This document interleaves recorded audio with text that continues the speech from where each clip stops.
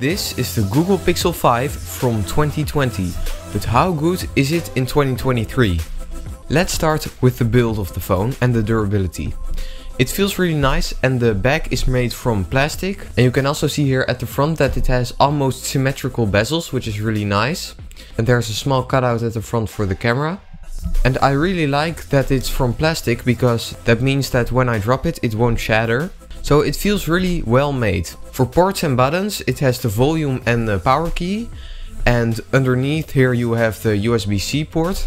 However, it doesn't have a headphone jack, which the 4A 5G does have one. And here at the back you can see the dual camera setup and the fingerprint sensor. And the fingerprint sensor is amazing. I prefer this over the Pixel 6 and 7 fingerprint sensor, because it's at the back and it immediately unlocks.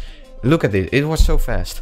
And when I swipe down, it also pulls up the notifications. So just quickly tapping it and it immediately unlocks. It's so fast and very reliable. And a few nice features of this phone is that it also has wireless and reverse wireless charging. It also has water protection, so if it rains outside, then the phone should be fine. The battery life of the phone is pretty good, but sadly it isn't amazing anymore. You can get through a day, maybe 1.5 days if you don't use your phone a lot. But because this phone is older, the battery is a bit worse. So it is still decent, but it isn't amazing. I really like the screen of the Pixel 5. It's one of my favorites. And the reason for that is because the bezels are almost symmetrical. On the bottom it is a tiny bit thicker than the rest, but it's almost perfect, and it's a very smooth 90Hz panel. So even though it has the same processor as the Pixel 4a 5G, it feels faster because of the 90Hz refresh rate. And also it's a really compact size, but it still has thin bezels all around and only a small cutout. So watching content on this, it's just great. So it's a really compact phone, really easy to carry with a nice big screen. I wish it had a headphone jack, but sadly it doesn't have one. The speaker of the phone is okay. The Pixel 2 and 3 were better than this one. That's because there is no earpiece on here, so it is vibrating through the screen, and then there is a bottom firing speaker. It's just okay. The camera is one of the strong points of the Pixel, and this is the last Google Pixel phone that supports free unlimited backup on Google Photos at reduced quality. So it isn't 4K, it is maximum of 1080p video and 16 megapixels photo. But the Pixel 5 has a 12 and 16 megapixel sensor, so it should be fine. And the camera experience is great. It doesn't have a manual mode sadly, but it does have some really nice features. The portrait mode works pretty great, the night sight works really well, and while it doesn't have all the features, it does have the basics and it has it right. The images just look great out of the Pixel 5. When I take a look at the photos, they are great. You can see they have a lot of detail and a really good dynamic range. And the processing sometimes takes a bit of time. So when I take a photo, it always says processing, and it takes a little bit of time, but you do get some nice results out of this camera. And I also love that this phone has an ultra wide camera, so you can capture more.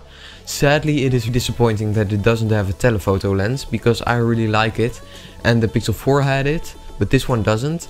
The focus is also really fast, and it also has the focus tracking, so when you tap a subject it follows the focus. For video it can shoot up to 4K at 60 FPS, and the ultra wide cameras can support up to 4K 30 or 1080p 60 and no 4K 60. You also have some really nice stabilization features. I really like the cinematic pan. Low light picture quality is really good, and I think that this camera can compete with even flagships of today, except in the zoom category.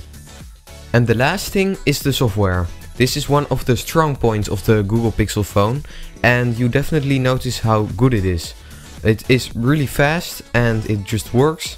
And the speed, it just feels fast, and you will get updates until Android 14, so you still get regular updates. And the software is close to stock Android or the Pixel experience, which is really nice in my opinion.